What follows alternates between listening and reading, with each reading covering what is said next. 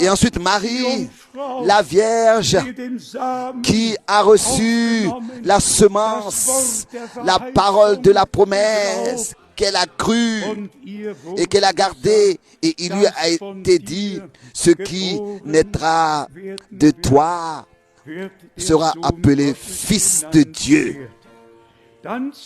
Ensuite, frère Branham fait la différence entre toutes les églises et entre l'église épouse et entre l'église épouse, et montre simplement par les Écritures que tel que Marie n'a connu aucun homme, mais comme vierge.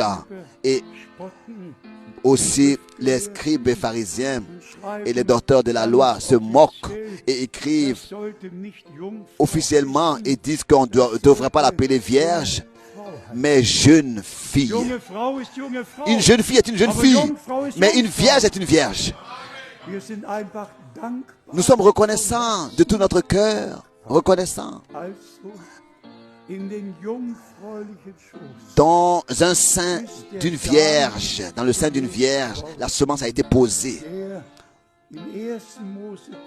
Lui qui dans Genèse 3, verset 15 avait été promis, cette semence qui avait été promis, que cette semence viendra par la femme et brisera la tête du serpent et nous accorderait par sa grâce le salut, la rédemption.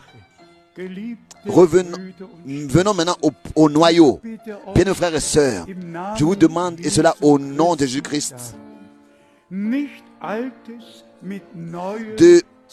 ne pas mélanger l'Ancien avec le Nouveau Testament, de ne rien mélanger, mais de comprendre que Dieu a fait une chose nouvelle en nous et par nous, peut créer quelque chose de nouveau.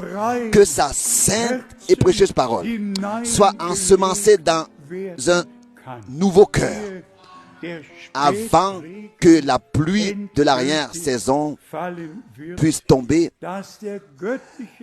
que la semence incorruptible de la parole, et disons les choses telles qu'elles sont,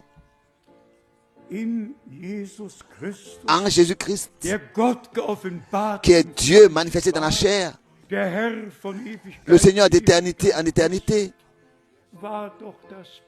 Le sang était le sang de Dieu, et dans ce sang il y avait la vie de Dieu, et nous avons rien à...